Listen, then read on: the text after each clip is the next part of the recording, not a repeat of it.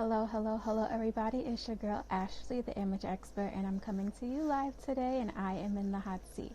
So if you don't know, the concept of the show is to talk to people about their career path, their idea of success, and the tips and motivators that they use along the way.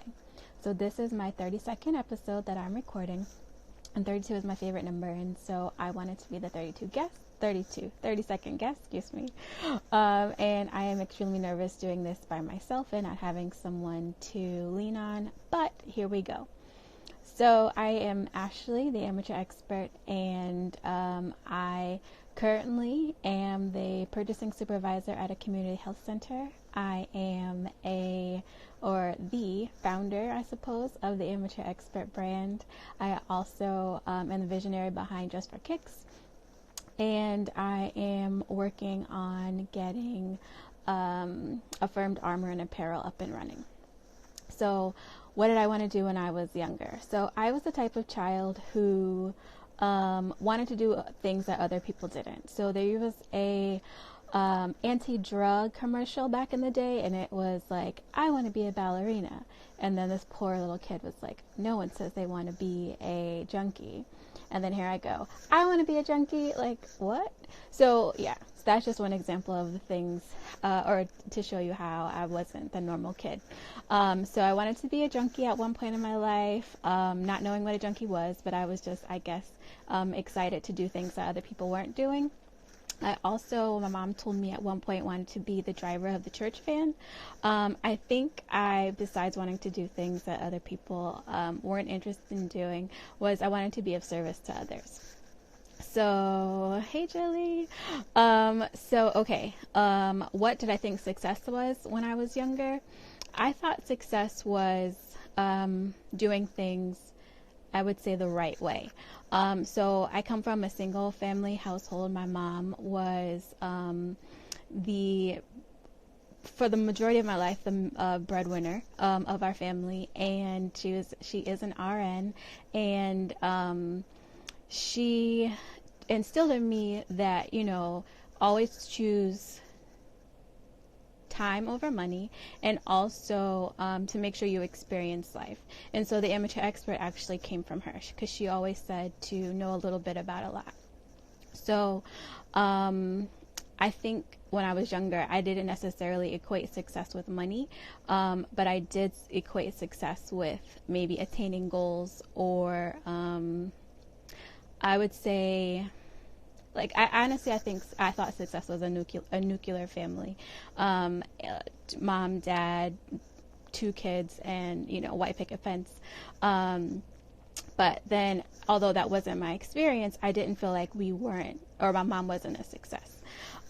So fast forward to me being the purchasing supervisor at a community health center.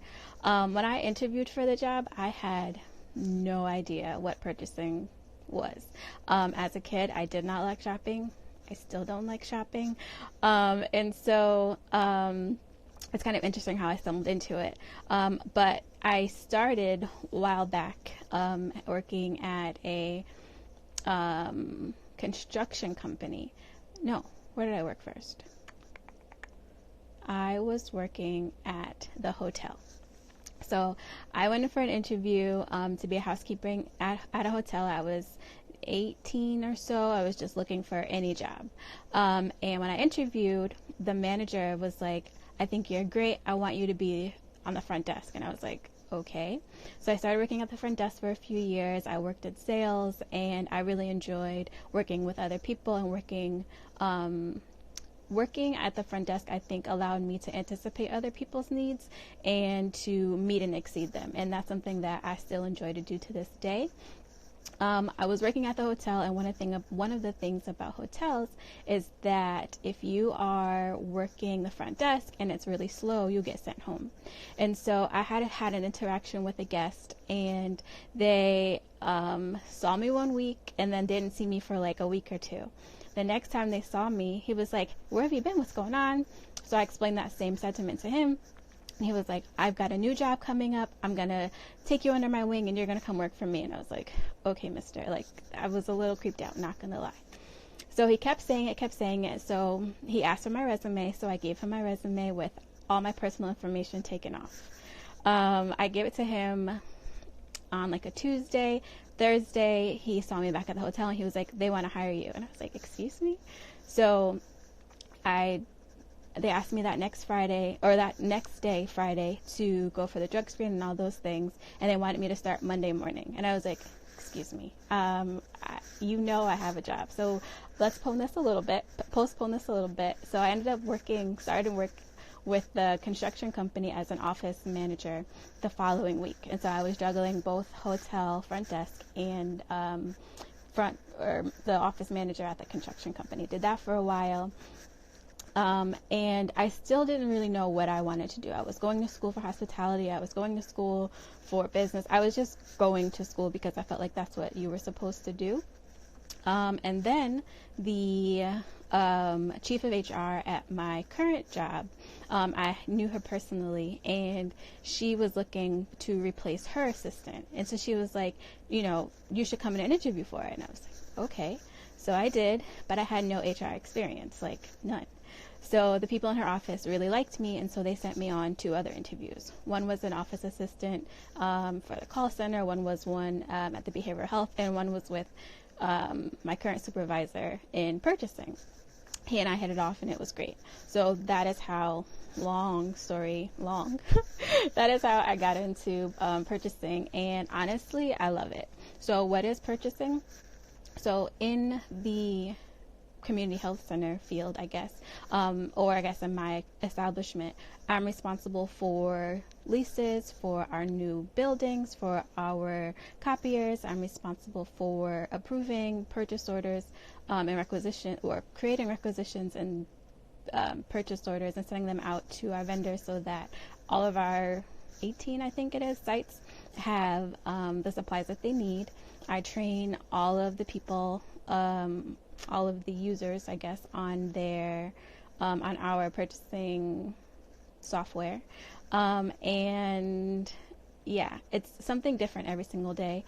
And now that we're expanding, I'm getting into learning different like furniture layouts and, different things of that nature. And so I love it. It's something new every single day. So also, as you guys know, I am the founder of this podcast. And so this started as a blog in 2011. As I said, my mom told me that I should know a little bit about a lot. And so I wanted to share what I knew with other people. So I started doing book reviews and recipes and, different workouts and sharing it with folks.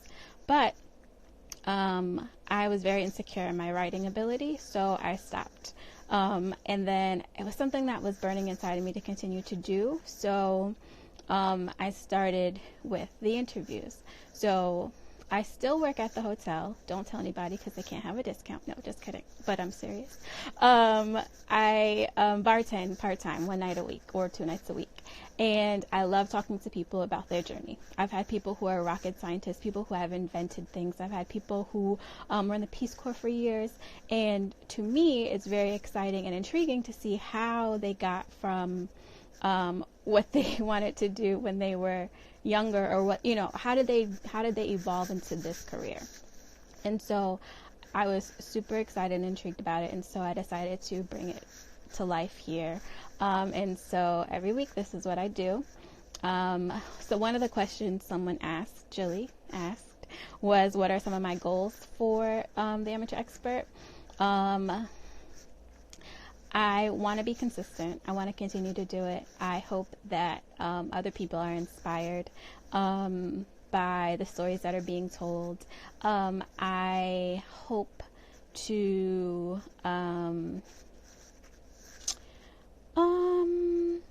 maybe take this on the road. One of my interviews in the past asked or suggested that I come to their campus and do a live show with college students. That's something that's very intriguing to me. I don't know where this can go for sure, but I have a lot of ideas, and I'm just hoping that my consistency will pay off. Jilly also asked who is a dream guest of mine to have.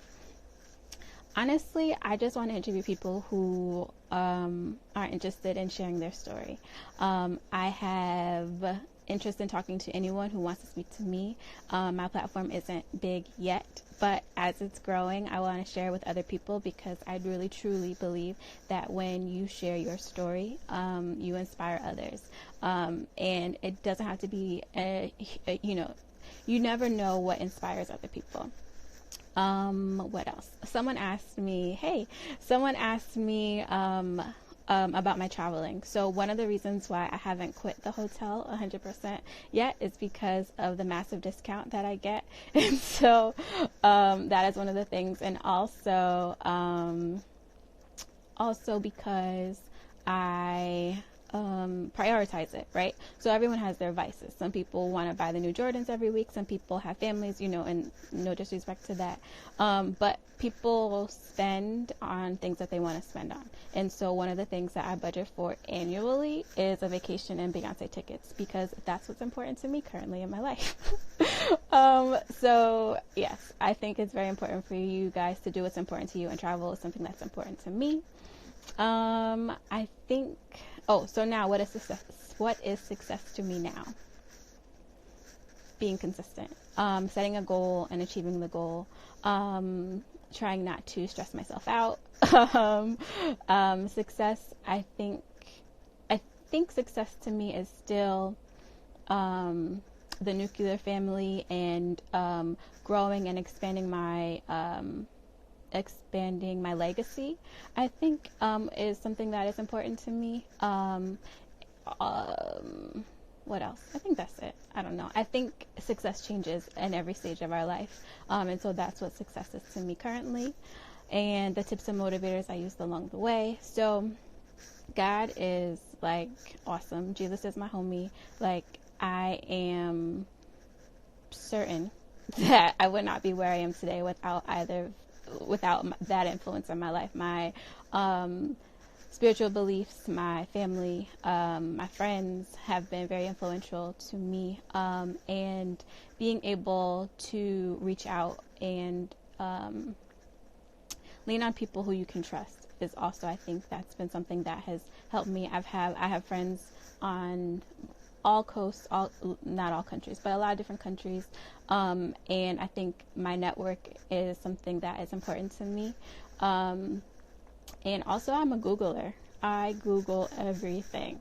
And sometimes it's to my detriment, because it can be paralyzing if you feel like you need to have all of the right answers or all the right information before you get started. But information and knowledge is power, honestly. So that's what I've used to help me get through things. My own research and connecting with my network, and channeling God. I think that's it, guys. I got through it. Were there any other questions? Dream guess. Some of the lessons I've learned from stepping into this life and role.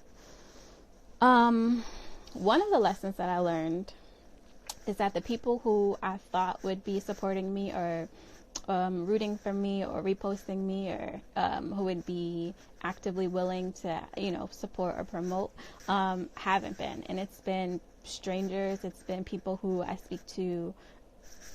Not all, but there are a lot of people who I had assumed early on that would be, on the team and being helpful. So I think it's very important to be able to self-inspire and self-motivate, because you won't always get it from outside influences. And if you're waiting for that, sometimes, you won't get started, or you won't get very far. So thank you for listening. This has been my 32nd episode, and I got through it. Next week, I'm going to have Christina Jones, and I met her in July at the Women Evolve Conference. I guess last week was also from the Women Evolve Conference, so shout out to SJR for linking people together, and I look forward to those who are in the room coming in and being on the show next year. Currently booked until or looking for bookings now in January. So hit me up if you're interested. George was on the show, so thank you, George, for hopping in and for also being on the show last year or this year. And Jilly, Rel, who else we got in here? I'm looking for you guys next year. Thank you.